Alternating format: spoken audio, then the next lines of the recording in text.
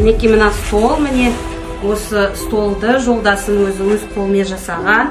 Міне үсті бәрі заводской сияқты. Өзінің өнері, сол хобби. Осында жер үстел жасайды, үлкен үстел жасайды. Өзі жиналып нетілетін стол. Өзімізге ыңғайлы, наурызда, жаңа жылда осы столмен кісілерді қарсы аламыз. Мен есімім Валентина. Мен Қызылжар кенті, Жаңаарқа ауданы, Қарағанды облысының тумасымын. Қан тамған жерім, сол Қызылжар, туып өскен жерім.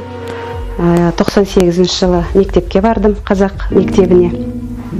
Сол 11 жылдық мектепті сол Қызылжар кентінде аяқтадым. Алғашқы барғанымда мектепте 1-ші класста мені орыс классына берген негізі.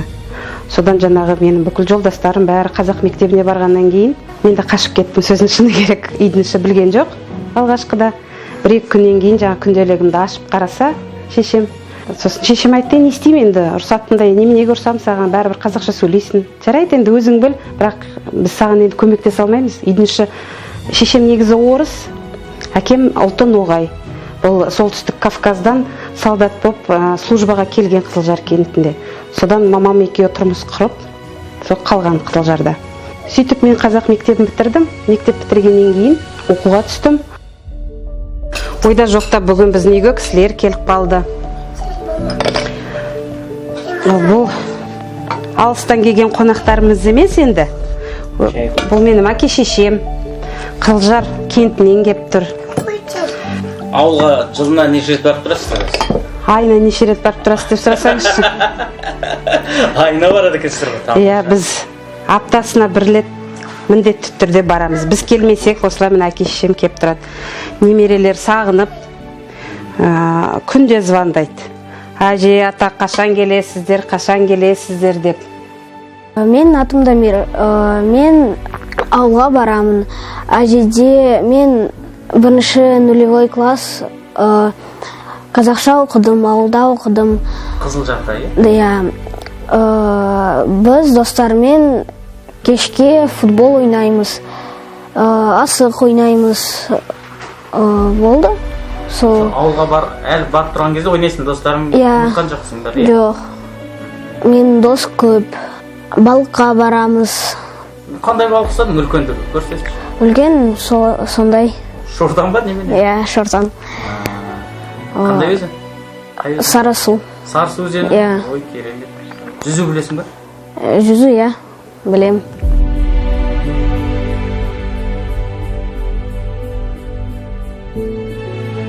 Я Шумаева Наталья Васильевна. Живу на станции Кызылжар Жанаркинского района. Я там родилась и, можно сказать, живу вот всю жизнь. Это уже, считай, 3-е поколение. Мы живем в этом, как сказать, доме. Ну вот Валя вот стала учиться.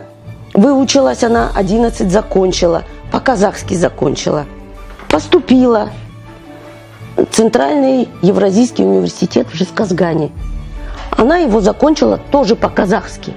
Я как это буду говорить по-русски? Я же не знаю. Қызылжар кентінде енді өзім мамандығым бойынша жұмыс болмағаннан кейін мен осында үлкен апам тұрады, Тапар кентінде. Сонда келдім. 1-2 күн ішінде жұмыс табыла қалды маған. Әділет басқармасында жұмыс істедім. Менің міндетім неке қию болды, рәсімі. Қазақша тілде өткізу керек болды.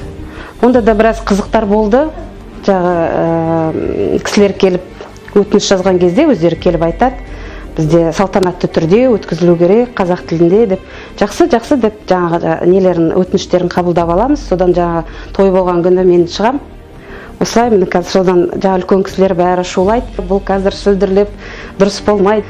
Бастығым өте жақсы кісі болатын. Тынышталыңыз, бәрі жақсы болады. Содан маған жаңағы сигнал береді, бастай бер деп. Содан музыка ойнатылады. Содан мен аузымды ашқан бетте бүкіл халықтың жаңа келген қонақтардың екі көзі бәрі құлақтары менде болады. Жаңа қыз жігітпен жайында қалады. Ойбай, бұл қалай, қайдан деп той жайында қалатын. Қолдың нанын пісіреміз. мүмкіндігіміз келгенше бүкіл қолдың жаңағы дүкеннің тамағын емес, қолдың тамағын жейміз.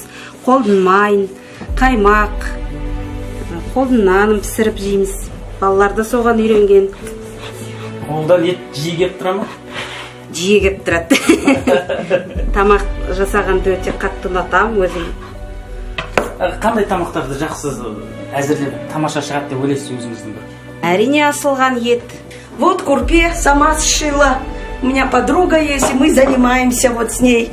Заказала Валя: мама, мне надо. Ну, 4 штуки сшили, вот такие курпе. А куда денешься? Детям надо? Ал мынау Қызылжардың қымызы. Жыл бойы үзілмейді бұл қымыз. Осы сіздерге бұйырып тұр екен. Бұл майский қымыз. Дауыс тиіңіздер. Жабылған қымыз ба, майда жабылған, Майда жабылған қымыз, иә. Бұл жылда ішеміз осы қымызды біз. Үзілмейді осы үйден қымыз. Бала кезіңізден бастап ішесіз, Бала бие сауған біз кезінде ауылда тұрғанда. Бие да саудым, сиыр да саудым. Қазір ауылда бөлелерім тұрады. Келіндерім қазақ. Толғанай, Сара деген 2 келіндеріміз бар. Осы биелерімізді сауып, ай сайын, апта сайын қымызды жіберіп отырады. Ауылдарда негізі қазір бие сауылмайтын қыздар да бар екен негізі. Жоқ, біздің келіндер бие сауады, сиыр да сауады. Біздің келіндер тамаша болып, иә. Орыс семьясының келіндері болса да бие сауады. Тамаша. Ал мінекей, мына қымыздан ауыз тиіңіздер. Қызылжардың қымызы, үйдікі, сатып алмаймыз. Бұндай жаңа үйдің недеуші тағамдарын, ұлттық тағамдарын біз тек қана үйдікін ғана ішіп жеп отырамыз. Жақсы қымыз бен жаман қымызды ажырата аласыз ба? Әрине, әрине. Сіз ажырата алмайсыз ба? Мына үйтіп сапырған өзінен ақ біліп тұр ғой. Қолдың үйдің қымызы екен. Қалай бір қалада біреулер қымыз сатып, сізді алдағысы келіп, сондай кездер болды ма, оқиғалар? Сөздің шынына келгенде мен көңіл аудармаймын, өйткені бізде үзілмейді бұл қымыз, мен көңіл аудармаймын, бағасын да білмеймін қымыздың. Бұлай кеп тұрады дейсіз. Бұлай да кеп тұрады, ауылға барып ішеміз. У нас все смешано, абсолютно все смешано.